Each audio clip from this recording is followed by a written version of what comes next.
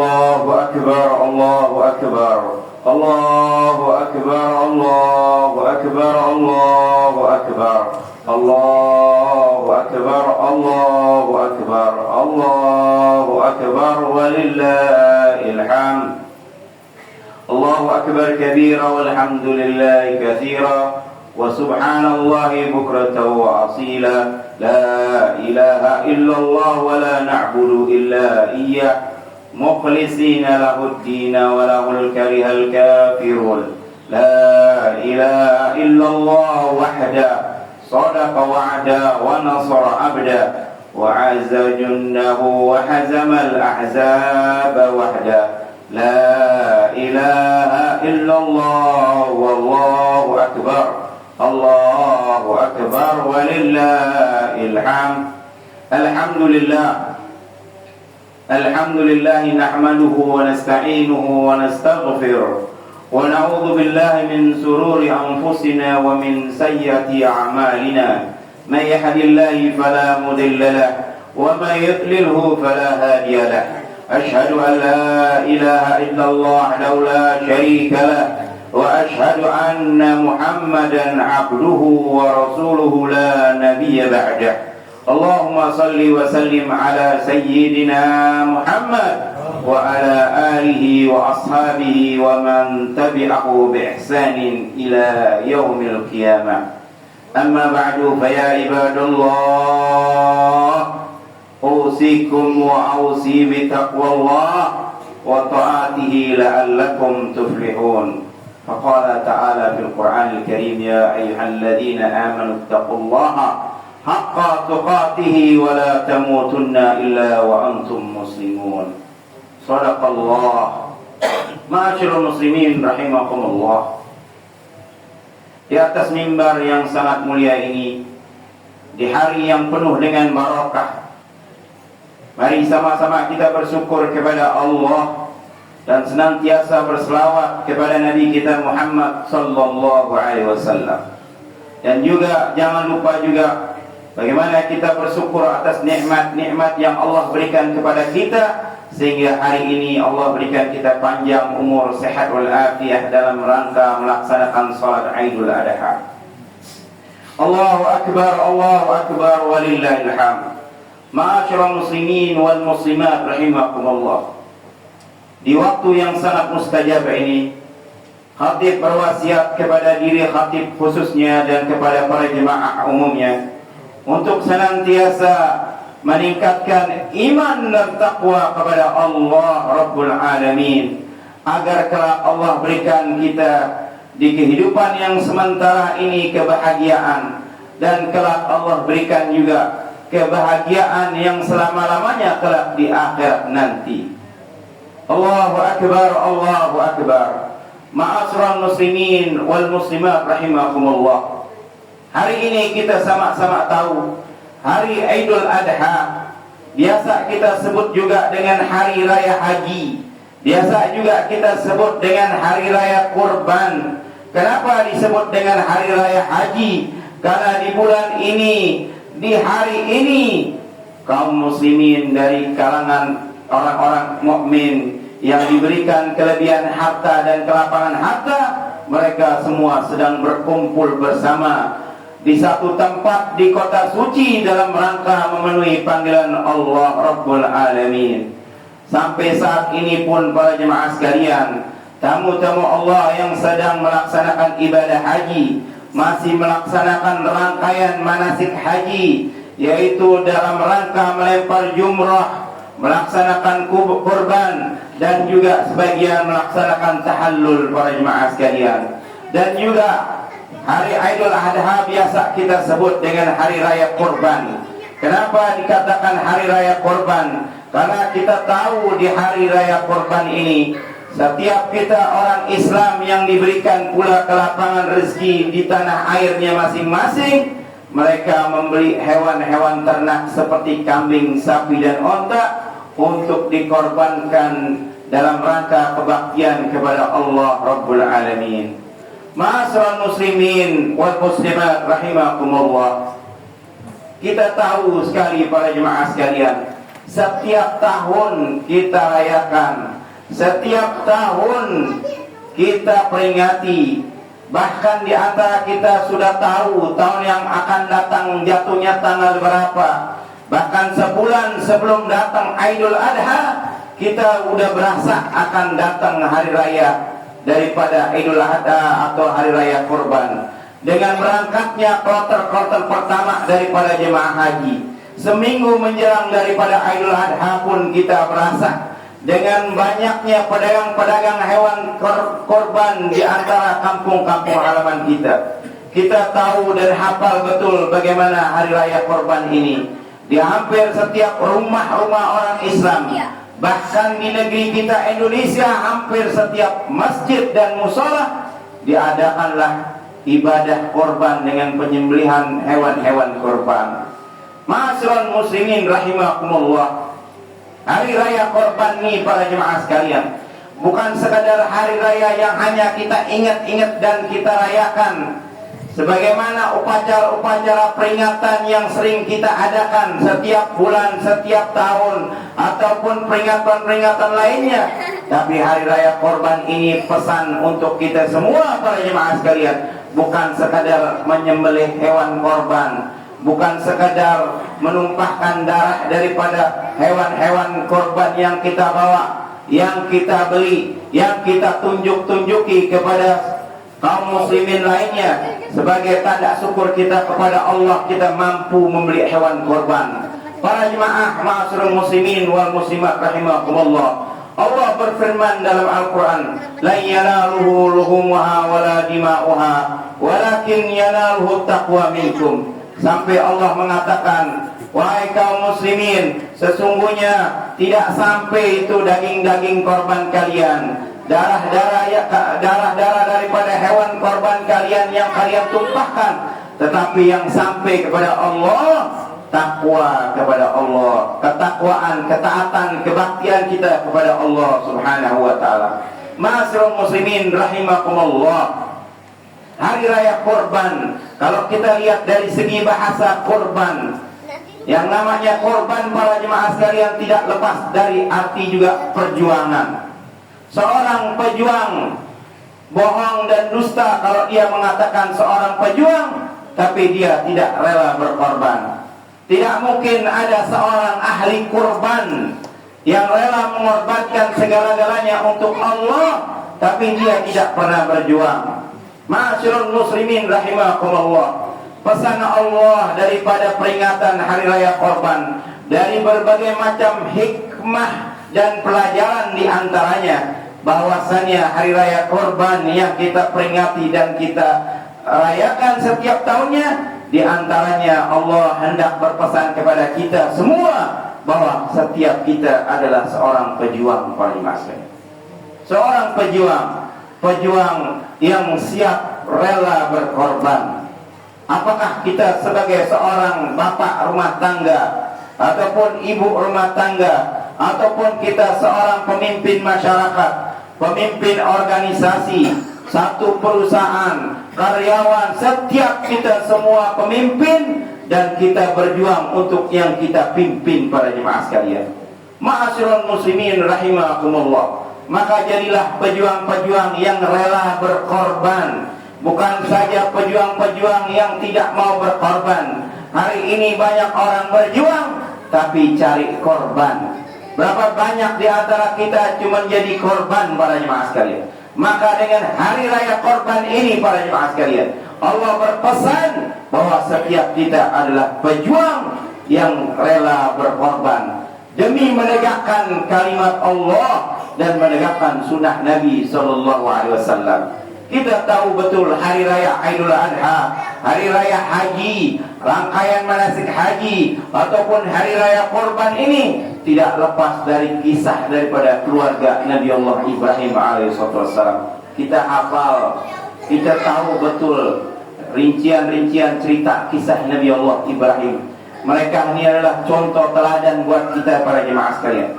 Bahkan Nabi kita Muhammad SAW mengatakan, wa ala billati abina Ibrahim. Sungguh kata Rasulullah bahwasannya kita berdiri di atas agamanya Nabi Allah Ibrahim. Siapa itu Nabi Allah Ibrahim? Nabi Ibrahim satu-satunya Nabi yang namanya disandingkan oleh Nabi kita Muhammad SAW. Dalam salawat-salawat kita, dalam tahiyat kita, kama sallaita ala Ibrahim wa ala ali Ibrahim, kama barakta ala Ibrahim wa ala ali Ibrahim fil alamina innaka Hamidum Majid, dibaca oleh seluruh kaum muslimin umat Nabi Muhammad SAW. Kenapa para jemaah sekalian? Tidak lain, tidak bukan, di Nabi keluarga Nabi Ibrahim ini alaihissalam, beliau adalah keluarga yang rela mengorbankan, bukan sekadar hewan korban, bukan sekadar harta, bukan sekadar waktu, bahkan anak semata wayang yang ditunggu puluhan tahun adanya rela dikorbankan untuk Allah Subhanahu wa taala. Totalitas para jemaah ma'asyiral muslimin rahimakumullah untuk Allah Subhanahu wa taala. Jangankan harta, waktu dan dirinya, bahkan anak semata wayang yang ditunggu-tunggu lama kedatangan dan kelahirannya, beliau pun rela mengorbankan kalau ini perintah Allah Subhanahu wa taala. Allahu akbar, Allahu akbar, Allahu akbar. Ma'asyiral muslimin rahimakumullah. Maka Bapak Ibu para jemaah sekalian, marilah Bapak Ibu para jemaah sekalian, jadilah kita pejuang-pejuang agamanya Allah, pejuang-pejuang yang meneruskan perjuangannya Rasulullah dengan rela mengorbankan segala yang ada dalam diri kita, waktu kita, harta kita, diri kita para jemaah sekalian. Bukan untuk mati konyol berjuang perang bom bunuh diri, tapi para jemaah sekalian, kata Allah Subhanahu wa taala al-mujahid. Pejuang itu kalau dalam bahasa Arab disebut mujahid, pejuang. Disebutkan dalam Al-Quran kata-kata mujahid, jahadu fina walladzina jahadu fina, ya kan? Banyak sekali kata-kata mujahid, pejuang ini para jemaah sekalian disampaikan dalam Al-Quran. Hampir kurang lebih 36 ayat Allah mengatakan pejuang mujahid. Para jemaah sekalian, setiap kita pejuang, orang-orang yang senantiasa berjuang untuk Allah, kelihatannya berkorban hartanya, kelihatannya berkurang waktunya, kelihatan susah payah dirinya, tapi hakikatnya ma'asyiral muslimin, pejuang-pejuang yang rela berkorban, hakikatnya Allah berikan ketenangan, kesenangan, kenyamanan dalam kehidupan di dunia yang sementara, bahkan di akhirat yang selama-lamanya. Dalam satu ayat Allah dalam Al-Quran, Allah abadikan satu doa daripada Nabi Allah Ibrahim alaihissalam. Sewaktu Nabi Ibrahim meninggalkan istri dan putranya yang masih bayi di lembah, di mana bukan lembah gersang tapi lembah batu para jemaah sekalian. Nabi Allah Ibrahim tinggalkan putranya yang masih bayi, istrinya yang perempuan yang identik dengan lemah para jemaah sekalian. Beliau tinggalkan, beliau nggak tahu apa maksud daripada Allah, saya suruh meninggalkan anak dan istri saya nih di lembah batu. Kemudian para jemaah sekalian, Nabi Ibrahim pun tinggalkan kedua keluarganya tersebut. Sampai istrinya pun juga berpikir, kalau ini perintah Allah, pasti Allah tidak akan meninggalkan kami. Di atas bebukitan tinggi daripada kota Mekah para jemaah sekalian, Nabi Ibrahim tadi pergi tanpa menoleh ke belakang melihat anak dan istrinya. Akhirnya di kejauhan daripada bukit-bukit tinggi kota Mekah, beliau pun berhenti para jemaah sekalian. Beliau berhenti sambil ngintip kalau bahasa kita. Di dekat-dekat batu di ketinggian bukit Mekah, beliau ngintip sambil berdoa oleh Allah. Doanya diabadikan di dalam Al-Quran. Doa ini bukan sekadar dongeng-dongeng saja yang diceritain buat anak-anak kita. Cerita ayat Al-Quran ini bukan sekadar fiktif cerita lewat saja para jemaah sekalian. Allah mengabadikan dalam Al-Quran supaya kita bisa mengambil pelajaran daripada pengorbanan keluarga Nabi Ibrahim ini. Bagaimana kisahnya para jemaah sekalian? Sewaktu beliau berhenti di atas bukit daripada salah satu bukit kota Mekah, hendak mengintip melihat keadaan kedua anak dan istrinya, beliau berdoa, yang mana doanya diabadikan dalam surat Ibrahim ayat 36. Di ayat 35-36 beliau mengatakan, Rabbana inni askantu min dzurriyyati biwadin ghairi dzi zar'in inda baitikal muharram. Beliau mengatakan, ya Allah, sesungguhnya aku meninggalkan anak keluarga aku di lembah, di mana lembah tumbuh-tumbuhan, biwadin ghairi dzi zar'in, lembah di mana tumbuh-tumbuhan enggak numbuh, lembah di mana tumbuh-tumbuhan enggak numbuh ya Rabb, di sebelah rumahmu yaitu Ka'bah Baitullah. Nabi Ibrahim hendak mengatakan, ya Allah, kalau tumbuh-tumbuhan aja enggak numbuh, bagaimana kehidupan anak dan istriku? Ini diabadikan di dalam Al-Quran. Tapi apa permintaan Nabi Allah Ibrahim para jemaah sekalian? Ada 4 permintaan Nabi Allah Ibrahim dalam doa tersebut yang diabadikan oleh Allah sampai umat akhir zaman pun agar mengetahui dan menghafalnya. Apa permintaan Nabi Allah Ibrahim? Sambil mengatakan, ya Allah, sesungguhnya aku meninggalkan sebagian keturunanku, yaitu istri dan anaknya, di lembah di mana lembah tumbuh-tumbuhan aja tidak numbuh. Tumbuh-tumbuhan tidak numbuh para jemaah.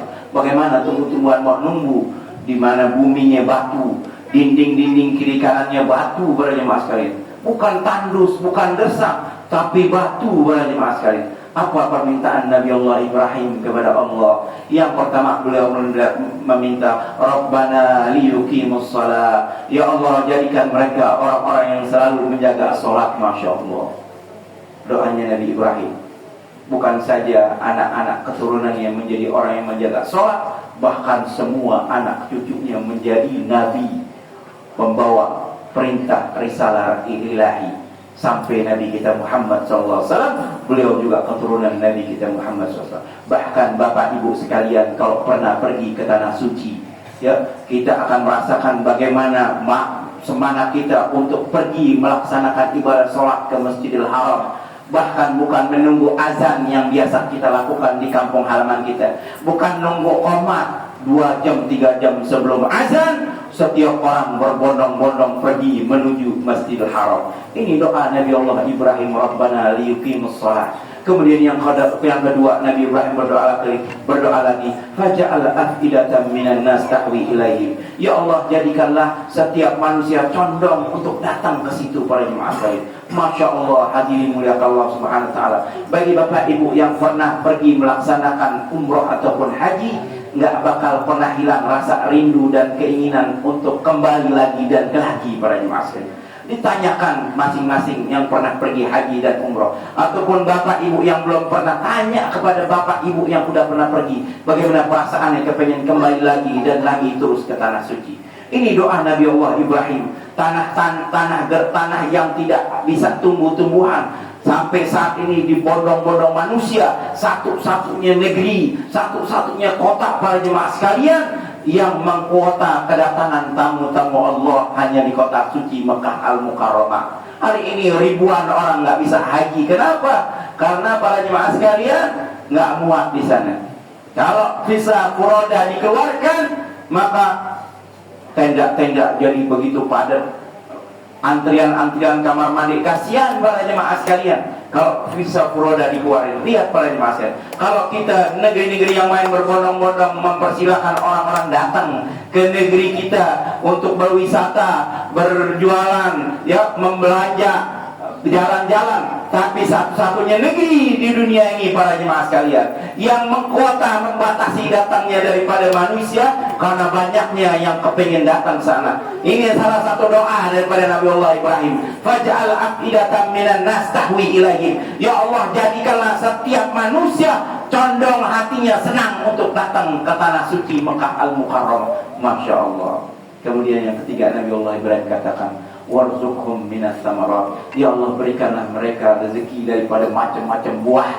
Macam-macam buah. Bagaimana buah akan datang? Tumbuh-tumbuhan aja nggak tumbuh para jemaah sekalian. Tumbuh-tumbuhan nggak tumbuh, bagaimana buah-buahan akan datang ke situ para jemaah sekalian?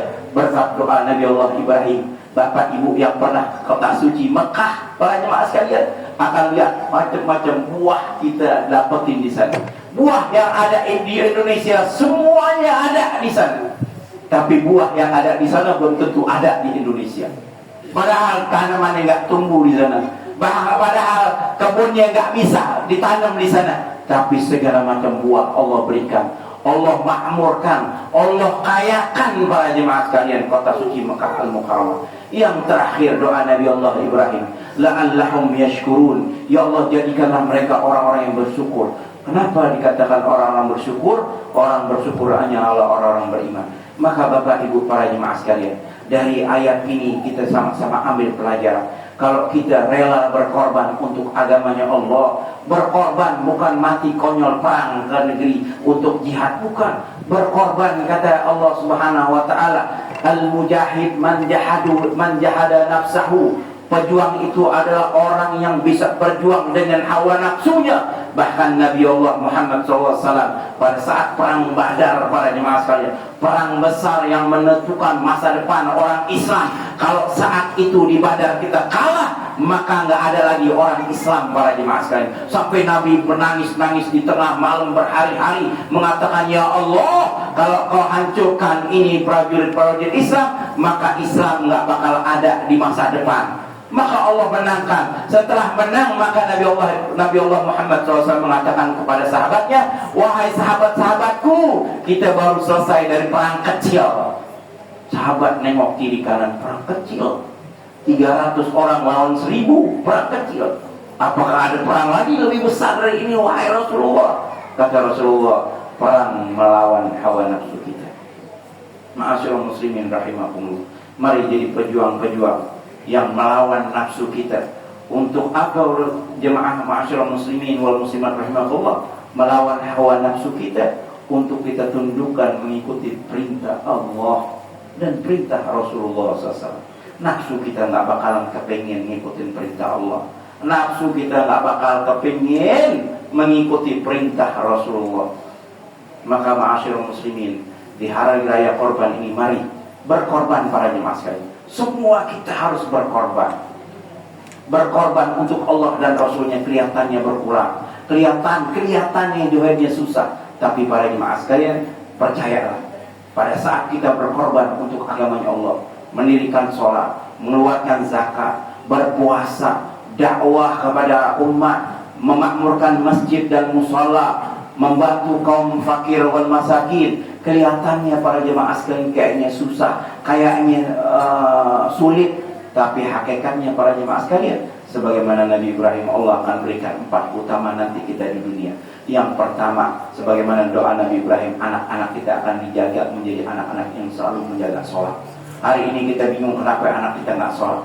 Koreksi, introspeksi diri kita, karena kita tidak rela berkorban, tidak jadi pejuang daripada agama-agama Allah, tidak rela bagaimana bapak-bapak sekalian memakmurkan musola atau masjid di lingkungan kita. Maka kita lihat anak-anak kita sulit sholat, sulit menegakkan agama, sulit mengikuti perintah Allah. Maka yang kedua, kalau kita jadi pejuang-pejuang yang rela berkorban, Allah Subhanahu wa taala akan jadikan setiap orang muslim mukmin itu senang sama kita. Kemudian yang ketiga, Allah akan makmurkan kehidupan kita. Nggak peduli kondisi krisis moneter, ekonomi turun, dolar naik, nggak ada hubungannya. Kalau Allah Subhanahu wa taala kasih kita makmur dengan sebab tunduk patuh kepada Allah dan Rasulullah, pasti Allah warzuqhum minas sama, Allah akan makmurkan. Dan yang keempat, kita akan menjadi orang-orang yang bersyukur, beriman kepada Allah Subhanahu wa taala. Barakallahu li wa lakum fil Qur'anil azim wa nafa'ni wa iyyakum bima fihi minal ayati wa dzikril hakim. أقول قولي هذا وأستغفر الله لي ولكم فاستغفروه إنه هو الغفور الرحيم. اللهم صل وسلم على سيدنا محمد وعلى آل سيدنا محمد. الله أكبر الله أكبر الله أكبر الله أكبر الله أكبر الله أكبر الله أكبر ولله الحمد. الحمد لله الحمد لله الذي أرسل رسوله بالهدى ودين الحق ليظهره على الدين كله ولو كره الكافرون. أشهد أن لا إله إلا الله وحده لا شريك له الملك الحق المبين وأشهد أن محمدا عبده ورسوله الصادق الوعد الأمين اللهم صل وسلم على سيدنا محمد وعلى آله وأصحابه ومن تبعه بإحسان إلى يوم الدين أما بعد فيا عباد الله أوصيكم وأوصي بتقوى الله وطاعته لعلكم تفلحون واعلموا أن الله أمركم بأمر عظيم أمركم بالصلاة والتسليم على سيدنا محمد صلى الله عليه وسلم فقال تعالى إن الله وملائكته يصلون على النبي يا أيها الذين آمنوا صلوا عليه وسلموا